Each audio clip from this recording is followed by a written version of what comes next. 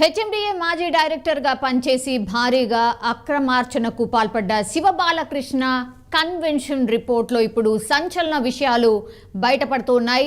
IAS Arvind Kumar పేరును శివబాలకృష్ణ ప్రస్తావించినట్టయితే సమాచారం అందుతోంది. శివబాలకృష్ణ ద్వారా అడ్డగోలుగా అరవింద్ కుమార్ అనుమతులు పొందినట్టు కూడా తెలుస్తోంది. సో అరవింద్ కుమార్ ఒత్తిడితోనే నార్సింగ్లో ఓ వివాదాస్పద భూమికి క్లియరెన్స్ ఇచ్చినట్టు కూడా ఏసీబీ అధికారులు గుర్తించారు. అండ్ 12 ఎకరాల భూమికి శివబాలకృష్ణ క్లియరెన్స్ ఇచ్చినట్టు కూడా తేలింది. అండ్ నార్సింగి ఎస్ఎస్వి ప్రాజెక్టు అనుమతి కోసం అరవింద్ కుమార్ 10 కోట్లు డిమాండ్ చేసినట్టుగా కూడా తెలుస్తోంది. అండ్ శివబాలకృష్ణ ద్వారా అరవింద్ కుమార్ నగదు చేరినట్టు కూడా సమాచారం అందుతోంది. సో ఇట్లా రకరకాలుగా కన్ఫెషన్ రిపోర్ట్లో మాత్రం చాలా విషయాలే వెలుగు చూస్తున్నాయి. అండ్ చాలా విషయాలే ఏసీబీకి చెప్పినట్టుగా మనకు అందుతున్నటువంటి సమాచారం. ఇన్పుట్ ఎడిటర్ సంజయ్ జాయిన్ అవుతున్నారు. సంజయ్, ఒకటి అంటే శివబాలకృష్ణ పేరు విన్న తర్వాతనే అందరూ అనుకున్నారు ఏంటిది, మాజీ హెచ్ఎండిఏ డైరెక్టర్గా ఉన్నటువంటి శివబాలకృష్ణ దగ్గరనే దాదాపు 1000 కోట్లు అని అధికారికంగా చెప్తున్నారు అఫీషియల్గా. కానీ మార్కెట్ విలువ చూస్తే మేబీ 4-5 వేల కోట్ల రూపాయల వరకు ఉంటుంది. సో ఆయన అక్రమార్జన శివబాలకృష్ణకు సంబంధించి ఆయన ద్వారా ఇప్పుడు ఐఏఎస్ల పేర్లు బయటకు వస్తున్నాయి. అరవింద్ కుమార్ పేరు ప్రస్తావించినట్టు సోమేష్ కుమార్ పేరు కూడా వినిపిస్తోంది. దెన్ రజత్ కుమార్ పేరు కూడా వినిపిస్తోంది. ఏంటి ఈ లింక్స్ ఏంటి? తీగ లాగితే గానీ డొంక కదిలిందనే చందంగా తయారైంది గత ప్రభుత్వం చేసినటువంటి అవినీతి అధికారుల భాగవతము బట్టబయలు చేస్తున్నారు. గత ప్రభుత్వంలోనే పనిచేసినటువంటి రేరాకు సంబంధించినటువంటి కార్యదర్శిగా పనిచేసిన శివబాలకృష్ణ ఇచ్చినటువంటి ఇన్ఫర్మేషన్ తోటి గత ప్రభుత్వంలో పనిచేసిన అధికారులు కావచ్చు, గత ప్రభుత్వంలో పనిచేసినటువంటి రాజకీయ నాయకులు కావచ్చు, గత ప్రభుత్వంలో పనిచేసినటువంటి ముఖ్య మంత్రులు కావచ్చు, ఎవరేమైనా కూడా గత ప్రభుత్వంలో అక్రమాలకు పాల్పడ్డ అధికారులు కావచ్చు, నాయకులు కావచ్చు, ఎవరినైనా కూడా ఎట్టి పరిస్థితుల్లో ఇడిచిపెట్టే ప్రసక్తే లేదు అనేసి కొత్తగా కొలువు తీరినటువంటి రేవంత్ రెడ్డి ప్రభుత్వము చెప్పగానే చెప్పింది. అందులో భాగంగానే శివబాలకృష్ణని ఒక పావుగా వాడుకుంటుందా అంటే నిజంగానే పావుగానే వాడుకుంటుందని చెప్పుకోవచ్చు. ఇప్పుడు సుమారు వారం రోజుల పాటు విచారించినటువంటి శివబాలకృష్ణ 1 by 1 అప్పుడు గత ప్రభుత్వంలో పనిచేసి గత ప్రభుత్వంలో కొన్ని అక్రమాలకు పాల్పడ్డటువంటి అధికారుల పేర్లను శివబాలకృష్ణ పూసకుచ్చినట్లుగా అధికారులకు ఎప్పటికప్పుడు చెప్తూనే వస్తున్నారు. మొన్న సోమేష్ కుమార్, నిన్న రజత్ కుమార్, ఈరోజు అరవింద్ కుమార్, ఇట్లా వీళ్ళంతా ఐఏఎస్ అధికారులు గత ప్రభుత్వంలో కీలక స్థానాల్లో పనిచేయడం జరిగింది. కీలక సమాచారం కూడా రాబట్టడానికి శివబాలకృష్ణనే తోడ్పడ్డాడు అనేసి ఇప్పుడు బహిర్గతమైందని చెప్పుకోవచ్చు. ఇందులో భాగంగానే గతంలో సోమేష్ కుమార్ సిఎస్గా పనిచేసేసి రంగారెడ్డి జిల్లాలో ఉన్నటువంటి యాచార మండలం పక్కన కొత్తపల్లిలో 25 ఎకరాల భూమికి సంబంధించినటువంటి రిజిస్ట్రేషన్ చేసుకున్నారనేసి చాలా ఆరోపణలు వచ్చాయి. దీనిపైన సోమేష్ కుమార్ ఇప్పటి వరకు ఎలాంటి క్లారిఫికేషన్ ఇవ్వలేదు. ఇలాంటి అక్రమాలకు చాలా పాల్పడ్డాడు. ఆయన జిహెచ్ఎంసీ కమిషనర్గా పనిచేసిన సందర్భంలో కావచ్చు, ఆయన మున్సిపల్ అడ్మినిస్ట్రేషన్గా చేసిన సందర్భాల్లో కావచ్చు, తర్వాత సిఎస్గా చేసిన సందర్భాల్లో కావచ్చు, ఏదేమైనా గత ప్రభుత్వంలో ఈయన అక్రమాలకు పాల్పడ్డాడు. రాష్ట్ర ప్రభుత్వానికి సంబంధించినటువంటి ప్రభుత్వ భూములు కావచ్చు, రాష్ట్ర ప్రభుత్వానికి రావాల్సినటువంటి నిధులను కూడా దుర్వినియోగం చేశారు అనేసి ఇక్కడ ఇస్తున్నటువంటి శివబాలకృష్ణ ఇస్తున్నటువంటి ఒక రిపోర్ట్ ఆధారంగా ఇదంతా బట్టబయలని చెప్పుకోవచ్చు. నెక్స్ట్ వచ్చేస్తే ఇప్పుడు రజత్ కుమార్ ఇప్పుడు పేరు రాష్ట్ర వ్యాప్తంగా 2 తెలుగు రాష్ట్రాల్లో మారుమవుతుందని చెప్పుకోవచ్చు. రజత్ కుమారు ఇండస్ట్రీస్ కమిషనర్గా, అదేవిధంగా కాళేశ్వరం ప్రధాన నీటిపారుదల కార్యదర్శిగా కూడా చాలా కాలం పనిచేశారు. తర్వాత ఆయన సుమారు 50 ఎకరాలకు సంబంధించినటువంటి మహబూబ్ నగర్ జిల్లా అజీపూర్లో ఆయన సర్వే నెంబర్ 84, 85, 86 సర్వేలకు సంబంధించినటువంటి భూములను కొనుగోలు చేశారు. ఈ ప్రభుత్వం వచ్చిన తర్వాత, కాంగ్రెస్ ప్రభుత్వం వచ్చిన తర్వాత దీన్ని వేరే పేర్లకు మార్చడానికి స్లాట్లు కూడా బుక్ చేశారు అనేసి రజత్ కుమార్ పైన వస్తున్నటువంటి పెద్ద ఆరోపణ.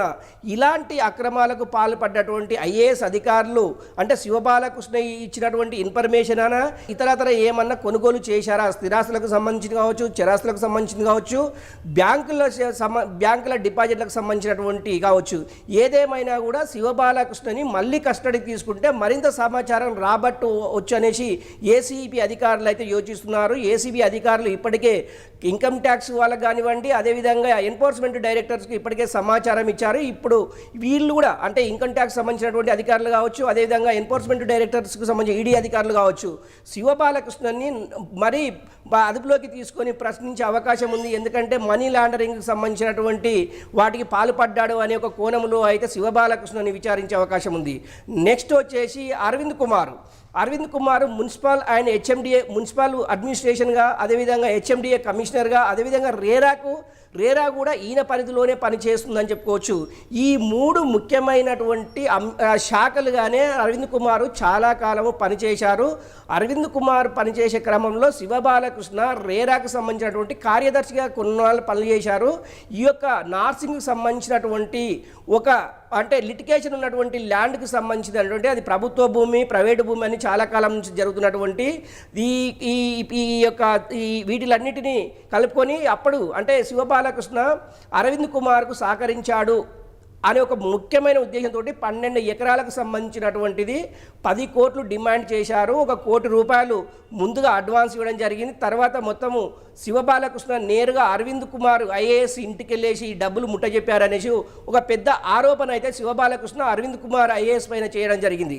నిజంగా ఈ 12 ఎకరాలకు సంబంధించినటువంటి నార్సింగ్లో ఉన్న భూమి విలువ ఎంత అంటే ఓన్లీ లంసమ్ అమౌంట్కు సంబంధించిందే 10 కోట్ల రూపాయలు డిమాండ్ చేస్తే అది ఎన్ని వేల కోట్ల రూపాయలు ఉంటుంది, అసలు ల్యాండ్కి సంబంధించినటువంటి డాక్యుమెంట్స్ ఎలా తయారు చేశారు అనే కోణంలో ఇప్పుడు ఏసీబీ అధికారులు తోడడం జరుగుతుంది. అందులో భాగంగా దీనిపైన అంటే ఇప్పుడు ఈ ప్రభుత్వం కాంగ్రెస్ ప్రభుత్వం రేవంత్ రెడ్డి ముఖ్యమంత్రిగా ఉన్న తర్వాత అవినీతి అధికారుల భాగవతము శివబాలకృష్ణ తాన ఇంకా చాలా వచ్చే అవకాశం ఉంది అనే కోణంలో ఈ రాష్ట్ర ప్రభుత్వం అయితే దీనిపైన పూర్తి దర్యాప్తు చేపట్టాలి. దర్యాప్తు సంబంధించినటువంటి అధికారులు కావచ్చు, అప్పుడు పనిచేసినటువంటి మున్సిపల్ శాఖ మంత్రులుగా పనిచేసినటువంటి వాళ్ళు కావచ్చు, లేకుంటే మంత్రులుగా పనిచేసిన వాళ్ళు కావచ్చు, ఎవరెవరితోటి తసంబాలు కొనసాగించారు శివబాలకృష్ణ.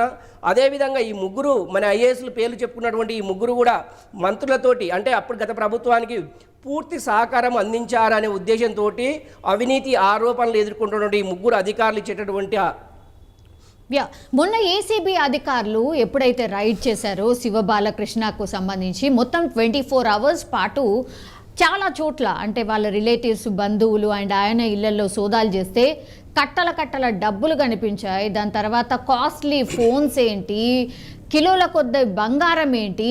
ఇప్పుడు డైరెక్ట్గా ఎలిగేషన్ ఏమొస్తుందంటే శివబాలకృష్ణ వద్ద ఇప్పుడు సోమేష్ కుమార్, రజత్ కుమార్ ఆస్తుల పేపర్లు సైతం లభ్యమయ్యాయి అంటున్నారు. సో ఈ ఆస్తుల పేపర్లు ఒక ఐఏఎస్ ఆఫీసర్లుగా ఉంటూ ప్రభుత్వానికి సంబంధించి పనిచేస్తూ వాళ్ళ పేర్ల మీద ఆస్తులు ఎట్లా ఉంటాయి, ఎట్లా విచారణ జరిగే అవకాశం కనిపిస్తోంది? ఇది పక్కా ఎవిడెన్సెసేనా సంజయ్? సౌమ్య, ఒకటి కొంత గోప్యత అంటే శివబాలకృష్ణ ఇచ్చినటువంటి రిపోర్టు ఆధారంగా అయితే కొంత గోప్యత అయితే అధికారులు దాచిపెడుతున్నటువంటి సమాచారం. ఎందుకంటే పూర్తిగా బహిర్గతం చేస్తే ఇందులో ఎవరెవరు ఇన్వాల్వ్మెంట్ ఉందో వాళ్ళు అలర్ట్ అవుతారనే ఉద్దేశంతో కాంగ్రెస్ గవర్నమెంట్ రేవంత్ రెడ్డి ముఖ్యమంత్రిగా ఉన్న సమయం ఇప్పుడు ఈ గోప్యత అంటే కొంతవరకే వీళ్ళు బయటికి రిలీజ్ చేస్తున్నారు. కానీ మిగతాది కాన్ఫిడెన్షియల్గా ఉంచేసి తదనంతరము వాళ్ళకు నోటీసులు ఇవ్వడము, లేకుంటే వాళ్ళు అదుపులోకి తీసుకోవడము, వాళ్ళు విచారించడము, ఈ ప్రక్రియ మొత్తం ఇంకా సమయం చాలా ఉంది కనుక చాలా మీన్స్ ఏంటంటే ఓన్లీ శివబాలకృష్ణ ఇచ్చేటటువంటి ఇన్ఫర్మేషనే కాదు, ఈ ఐఏఎస్లు ఇచ్చేటటువంటి ఇన్ఫర్మేషన్ ఆధారంగా కూడా మరింత లోతుగా ఆ దర్యాప్తు చేస్తే అప్పుడు గతంలో పనిచేసినటువంటి మంత్రులు కూడా బయటికి వచ్చే అవకాశం ఉంది అనేసి ఈ రాష్ట్ర ప్రభుత్వం అయితే యోచిస్తుంది. గతంలో అరవింద్ కుమార్ ఉన్నటువంటి హెచ్ఎండిఏ కమిషనర్ ఉన్న కాలంలో ఇక్కడ ఈరేస్ అనేసి ఫార్ములా ఈరేస్ కార్స్ సంబంధించినటువంటి వితౌట్ మంత్రివర్గం పర్మిషన్ లేకుండా 50 కోట్ల రూపాయలు రిలీజ్ చేశాడు అరవింద్ కుమార్ అనేది చాలా పెద్ద అభియోగం ఆరోపణ ఈ రాష్ట్ర ప్రభుత్వం అయితే అతని పైన చేసింది. నిజంగా కూడా ఇలాంటి 50 కోట్లకు సంబంధించినటువంటి రిలీజ్ డబ్బులకు సంబంధించి ప్రజాధనాన్ని ఇట్లా దుర్వినియోగం చేయడము ఏంటనేసి ఆల్రెడీ దీనిపైన కూడా అరవింద్ కుమార్ ఒక నోటీస్ నోటీస్ పంపించారనేసి ఒక సమాచారం అయితే మనకు వస్తుంది. అది సుమారు 2 విడతలుగా సుమారు అది సెక్రటేరియట్ చుట్టూ అంటే ట్యాంక్ బండ్ పరిధిలో ఉన్నటువంటి సెక్రటేరియట్ చుట్టూ ఈ ఫార్ములా ఈ కార్స్ రేస్ అనేది 50 కోట్లకు సంబంధించింది. దీని అరవింద్ కుమార్ వితౌట్ మంత్రివర్గానికి సంబంధించి కావచ్చు, లేకుంటే ఫైనాన్స్ డిక్లరేషన్ కావచ్చు, ఏది లేకుండా ఈయన స్వయంగానే 50 కోట్లు రిలీజ్ చేసి అనేసి రాష్ట్ర ప్రభుత్వం గుర్తించి అందులో భాగంగా అతను నోటీసులు ఇచ్చారు. దీనికి సంబంధించినటువంటి విచారణ అయితే కొనసాగుతుంది అనేసి ఇక్కడ రాష్ట్ర ప్రభుత్వం కావచ్చు, అదేవిధంగా గాంధీ భవన్ సంబంధించినటువంటి వర్గాలు కావచ్చు, ఏదేమైనా కూడా గతంలో అంటే గత ప్రభుత్వంలో పనిచేసినటువంటి అధికారులని ఎంత పెద్ద అధికారి అయినా ఎంత పెద్ద నాయకులైనా కానీ వదిలిపెట్టే ప్రసక్తే లేదు. అలాంటి అధికారులని అంటే విచారణలో తేలిన తర్వాత నిజంగా వీళ్ళు దోషులని తేలితే వాళ్ళని కటకటాల వెనుకకి పంపడంలో ఎలాంటి అతిశక్తి లేదు అనేసి ముఖ్యమంత్రి రేవంత్ రెడ్డి పదే చెప్పడం జరిగింది. అందులో భాగంగానే శివబాలకృష్ణని విచారిస్తే మరింత లోతైన సమాచారం వస్తుంది. ఈ 3 ఐఏఎస్ అధికారులే ఉన్నారా, ఇంకా కొంత ఐఏఎస్ ఐపీఎస్ అధికారులు ఏమైనా ఉన్నారా అనే కోణంలో అయితే రాష్ట్ర ప్రభుత్వము అంటే దర్యాప్తు ముమ్మరం చేయాలి అనేసి ఏసీబీ ముమ్మరం చేయాలనేసి కోరింది. అందులో భాగంగా ఏసీబీ అధికారులు చేస్తున్నటువంటి ముమ్మర దర్యాప్తుల్లో చాలా ప్రతిరోజు ఒక అధికారిని బయటికి తీయడము, అధికారి చేసినటువంటి ఎక్కడెక్కడ భూములు కొన్నారు, రాష్ట్ర ప్రభుత్వానికి రావాల్సినటువంటి ఆస్తులను కూడా రాష్ట్ర ప్రభుత్వానికి రావాల్సినటువంటి అది మనీ కూడా పక్కదారి పట్టిందనేసి కొంత అభియోగం అయితే అంటే ఇప్పుడున్నటువంటి 3 ఐఏఎస్ అధికారుల ఇంకా కొంతమంది ఏమన్నా వెలుగులోకి వచ్చే అవకాశం ఉందా? నిజంగా శివబాలకృష్ణ ఇచ్చేటటువంటి ఇన్ఫర్మేషన్ ఆధారంగానే కొంతమంది అధికారులు బయటకు వచ్చే అవకాశం ఉంది. ఇది 2-3 రోజుల్లో తేలనుంది. మొత్తం మీద ఈడీ అధికారులు అదేవిధంగా ఇన్కమ్ ట్యాక్స్ అధికారులు ఇతని పైన అంటే విచారించిన తర్వాత మరికొంత దర్యాప్తు వేగవంతం చేస్తే మరికొంతమంది బయటకు వచ్చే అవకాశం ఉంది. ఇప్పటికే శివబాలకృష్ణకు సంబంధించినటువంటి శివబాలకృష్ణ తమ్ముడైనటువంటి శివ నవీన్ అనే ఆల్రెడీ అరెస్ట్ చేశారు. అతన్ని అదుపులోకి తీసుకొని విచారించడానికి వాళ్ళు కోర్టులో ఫిల్లు కూడా వేయడం జరిగింది. ఇందులో ఒక 2 మాత్రం శివబాలకృష్ణకు సంబంధించినటువంటి ఎవరైతే శివబాలకృష్ణ అంటే వాళ్ళు కాల్ లిస్ట్ ఆధారంగా ఎవరైతే ఎంక్వైరీ చేశారో వాళ్ళిద్దరు తప్పించుకొని తిరుగుతున్నారు అనేసి ఏసీబీ అధికారులు చెప్పడం జరిగింది. ఈ ఇద్దరు ఎవరు అనేది ఇప్పటివరకు అయితే అధికారులు ఎక్కడ కూడా స్పష్టత ఇవ్వలేకపోయారు. కాకపోతే శివ నవీన్ అనే వ్యక్తి శివబాలకృష్ణకు స్వయన తమ్ముడు. ఇతని పేరు మీద కూడా బోలెడని ఆస్తులు చాలా ఉన్నవి, భూములు అది స్థిరాస్తులు కావచ్చు, చిరాస్తులు కావచ్చు, బ్యాంకు డిపాజిట్లకు కావచ్చు అనేది అధికారులు అయితే భావిస్తున్నారు. ఏదేమైనా కూడా శివబాలకృష్ణ ఇచ్చేటటువంటి ఫుల్ ఇన్ఫర్మేషన్ ఆధారంగానే మరికొంతమంది అధికారులు బయటకు వచ్చే అవకాశం ఉంది. అదేవిధంగా గత ప్రభుత్వంలో ఎవరెవరు ఇన్వాల్వ్మెంట్ ఉంది అనేది కూడా తేటతలం కానుందని చెప్పొచ్చు. సౌమ్య, సంజయ్, ఇప్పుడు అందరిలో ఒకటే క్వశ్చన్ ఏంటంటే నెక్స్ట్ టార్గెట్ ఎవరు, నెక్స్ట్ నోటీసెస్ ఎవరికి, ఎవరి ఇళ్లలో ఆర్ ఎవరు ఆఫీసులలో ఇప్పుడు ఏసీబీ రైడ్ జరుగుతుందా, ఈడీ రైడ్ జరుగుతుందా, ఏం జరుగుతుందా అనేసి నెక్స్ట్ టార్గెట్ ఎవరు సంజయ్? శివబాలకృష్ణ ఇచ్చేటటువంటి అధికారులు కావచ్చు, నాయకులు కావచ్చు, అతని కింద పనిచేసినటువంటి సబ్-ఎడిటర్స్ కావచ్చు, ఎవరేమైనా కూడా ఏసీబీ అధికారులకు చాలా క్లియర్ కట్గా ఒక పిక్చర్ అయితే వాళ్ళ ముందుందని చెప్పుకోవచ్చు. శివబాలకృష్ణ ఆల్రెడీ చాలామంది పేర్లు ఇచ్చారు.